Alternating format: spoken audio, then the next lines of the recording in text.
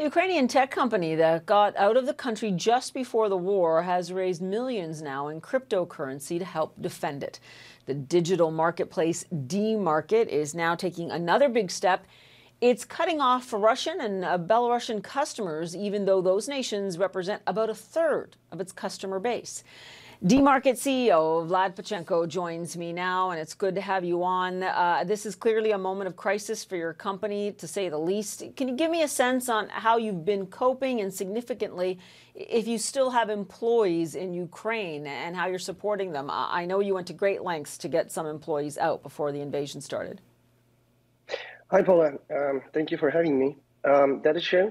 Couple of weeks, 2 weeks actually, before the war started, we chartered a plane and we offered all the employees with the families, cats, dogs, husbands, wives, everyone, to get out of the country for 1 month. I had a guess that we have a 20% chance of Russia invading. So I was in Ukraine in 2014, and I know how quickly it could go dramatically down. So that was probably one of the best decisions I made in my life. 95% of the company is right now safe in Montenegro. But some of our employees are right now, and my friends as well, are right now defending Kiev with arms right now. So it is what it is.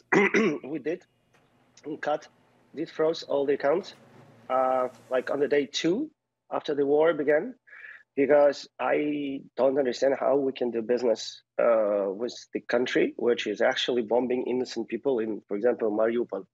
And what was interesting is that maybe a couple of days after that, I've seen the video in TikTok of the guy who was actually in the Russian army invading Ukraine and shooting, and regular TikToks of him. And when I scrolled down, like a week or 2 ago, he was playing games. Those games, items from which are being traded on DMarket back home. So I believe that was one of the best also decisions we made, and we inspired lots of the companies afterwards to do the same. Yeah, that example you just gave us is just absolutely chilling. Again, it looks medieval in terms of the attack we've seen, and yet very much these are, situations still rooted in a digital world. And I want to point out your decision, right, 2 weeks beforehand. That was at a time when President Zelensky himself was saying, "Don't panic, everything is going to be fine." So I take the point that you were quite prescient about this. Your whole approach, though, right now is dual track, right? You're trying to help where you can on the humanitarian level, but you've also taken, significant hits to try and cut this business from Russia and Belarus. I mean, how do you propose to go forward now as a company? Well, we have what we have right now on hand. So we have over 100 employees in Montenegro who are working hard with the product, but all their families, they gather together, and they're volunteering and helping. What started in the first couple of weeks was just helping to evacuate the rest of the families. We're now helping lots of other families from Kharkov, from Kiev.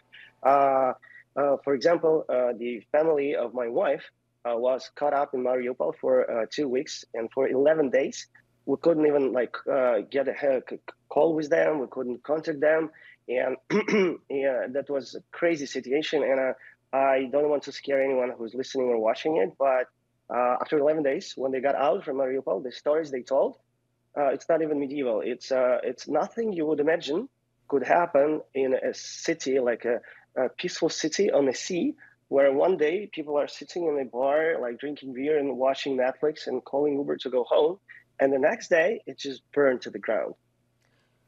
Well, I'm just shuddering just listening to you. And we just had French President Emmanuel Macron confirm that, as far as he knows, there are still 150,000 people still left in cities like Mariupol.